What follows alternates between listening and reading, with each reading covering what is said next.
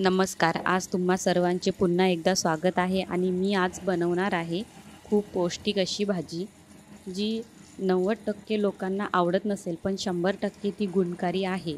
भरपूर अशा बिमाऱ्यांवर खूप गुणकारी आहे आणि मी सांगते की चवीला पण ती खूप छान बनते. तर चला आता सुरुवात करूया. हा शेवग्याच्या शेंगांचा पाला आहे.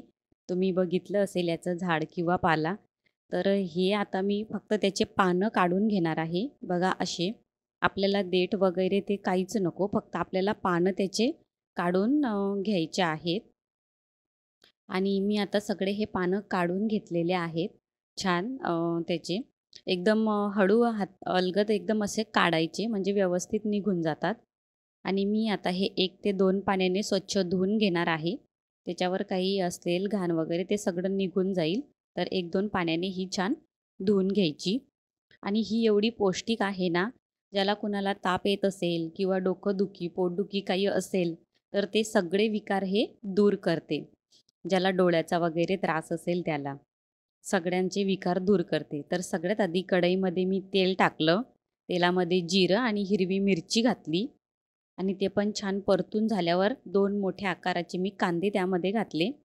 कांदा घालायचा भरपूर, त्याने चव खूप छान येते. आणि शक्यतोवर बरेच जण उकडून घेतात, पण माझं मत आहे की उकडून ही भाजी नाही घ्यायची, सगळी पौष्टिकता निघून जाते. तर मी आता त्याच्यामध्ये थोडंसं नमक घातलंय आणि तसंच आता मी तो पाला त्यामध्ये घातला. कांदे वगैरे व्यवस्थित झाल्यावर आणि मस्तपैकी मिक्स करून घ्यायची. आणि मिक्स झाल्यावर झाकण ठेवून 5 ते 7 मिनिटे वाफ काढून घ्यायची. मध्ये-मध्ये फिरवत राहायचं आणि भाजी मस्त होत आल्यावर त्याच्यावरून ओलं खोबरं घालायचं.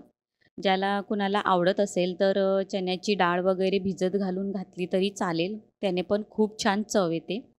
आणि मस्त झाकण ठेवून परत 2 ते 3 मिनिटे परत वाफ काढून घ्यायची आणि मस्तपैकी भाकरी बरोबर किंवा डाळ भाताबरोबर एकदम छान अशी लागते आणि आपली भाजी मस्त बनून रेडी झालेली आहे.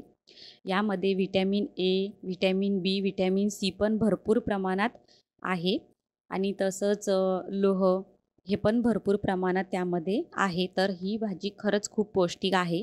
ज्याला वात वगैरे असेल, ॲसिडिटी होत असेल, तर खरंच त्यांनी नक्की बनवा आणि खा.